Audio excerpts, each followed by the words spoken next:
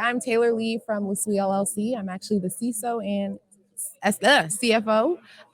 We are a risk management, compliance, and grant acquisition firm in Montclair, New Jersey, who services the public and private sector. All right, so I ain't gonna lie, Alex kind of took me away. He did. And, you know, but that's okay. We're good. We're gonna run with it. I love you.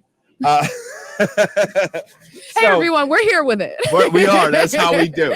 So, look, this is what I want to ask.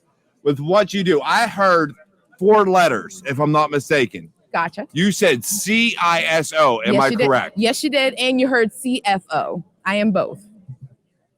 Yes. It's a headache. Yes, it's hard work.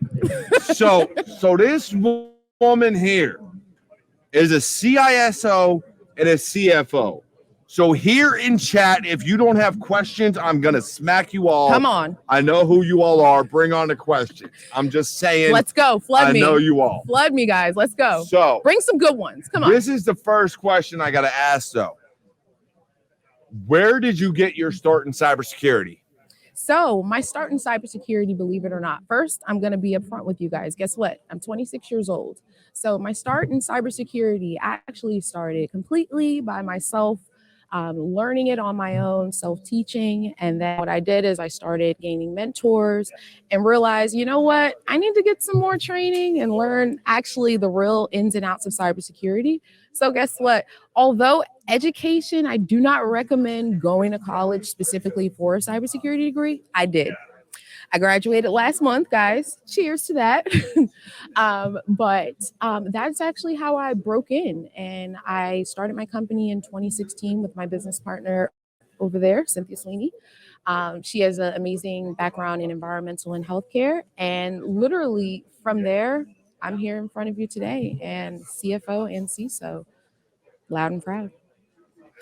So I have just been informed that if I do not mention my good friend and a fellow warrior, Moanawa Tarver, to you, she is going to kill me. So I'm going to mention her to you, and you need to talk to her. We'll get connected. We'll change details. Absolutely. I got a lot of people that would love to work for you. Just so absolutely. I like to hear that, because literally we've actually launched our summer internship program, and it's actually been amazing. So guys, we will be actually launching another internship program after the summer internship program. So for my students, come on out. There's cybersecurity internships. We have Infosec security internships, as well as marketing and so many others. So guys, come on down. That is absolutely awesome. I've got a lot of people in this chat. So I you know, me and you were just meeting today. It's just started. I know that. So I'm gonna let you know, me and my warriors, they looking for jobs. They looking to link up with you. Well, I'm looking for opportunity. Too, okay, because opportunity is knocking at your door. And one thing about it here at Leswee LLC is we also make sure that you get educated. So one thing about it is that's a huge component of grant acquisition, is making sure that the employees at work at Leswee LLC can also make sure that they get tuition reimbursement from grants and other grants that Leswee LLC applies to in-house, so that you can actually thrive and not actually have to deal with tuitions and all of those other crazy things. And I gotta say this, because here's the thing: a lot of what I see, I've got Natalie Baker, again, the Sock Queen, who wants you as a guest on her podcast. Yes, Sock Queen. And we are going to get you as a one-on-one on mine also. Yes. Beyond all this, you're coming one-on-one. We're going to do it. All for it. But I want to say this is, you know, the big talk within our industry, and I have seen it time and time and time again, is representation. Absolutely. You being here today is one step forward in that, and showing what you've done as a CISO, CFO, and everything you've done for your career. So for those who are preaching representation and all this and all this stuff, what advice do you have for them? So one thing I'm actually going to say about these companies that preach that is it's bullcrap. For, you know, companies like myself, we practice it, we preach it, and we are it.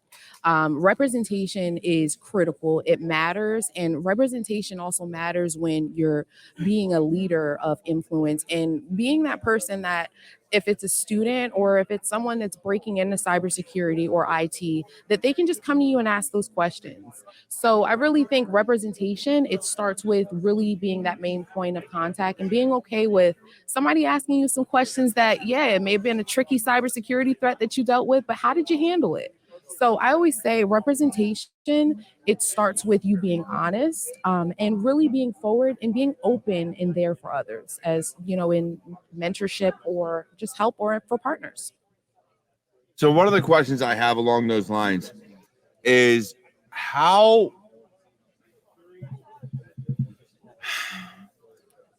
hard did you find it getting to from where, again, I'm 36 years old. I'm not in your position. I'm not where you're at. I don't know what the hell stopped me from getting where you're at, but you are damn well ahead of me. And I ain't even mad at it. I'm going to learn from you. That's right. So with where you're at in your career, with the things that you've done, what drove you to there? Was it upbringing? Was it family? Was it support? What got you to where you're at? So one thing I'm actually going to say is a major driver for me was I actually suffered from an injury in my 12th grade year, where I actually was bedridden my 12th grade year. I was not in high school, so I had to do homeschool.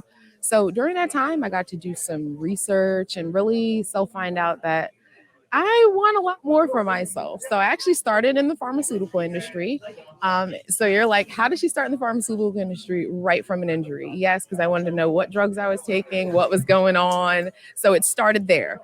And then what actually happened is I was like, hey guys, this isn't enough money. It's too many hours. It's breaking my back.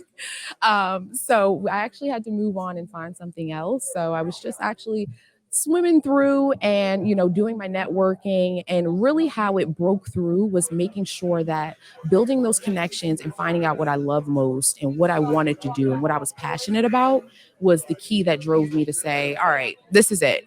Let me see what cybersecurity is about. Let me see what I can do, and let me see how I can do it. So it was literally, that was, I would say, my main driver that just took it off from here to there. So I got one more question for you, and then we're gonna move on. How I have a hard time with this question, and me and you can discuss off air why, and this woman knows why. Me and her are gonna be fighting for her asking it because I love her. But where did it go? All right, how hard was it for you, being a Black woman in cybersecurity, to get to CISO, and what were some of the stumbling blocks you ran across? So actually, I would say there was a lot of opposition, and a lot of doubt. So one, for me being young, there was already, you're too young, you can't get into this, you can't do this. And then, of course, me being Black, and normally you would generally see me with an afro. So I normally, if you see my LinkedIn, you can find me on LinkedIn at Taylor Lee.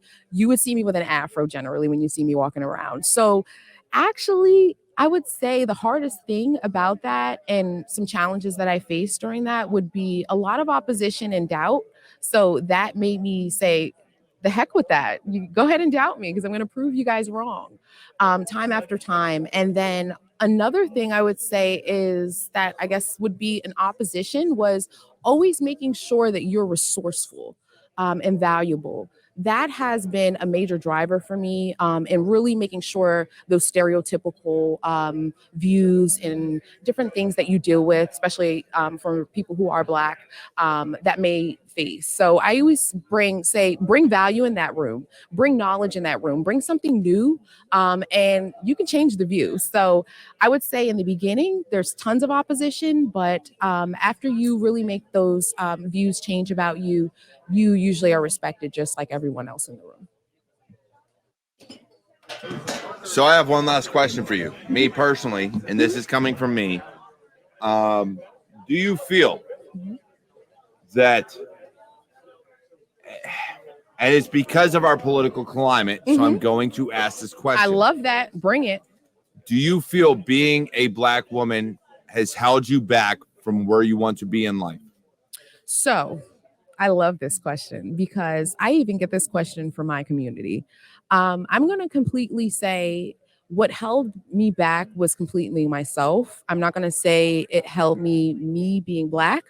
I go for any opportunity that I want. So what that looks like is if I want to own my company and I want it to be the leading risk management, compliance, and grant acquisition firm in New Jersey, that is what it's going to be. I have to work toward it and I can get it.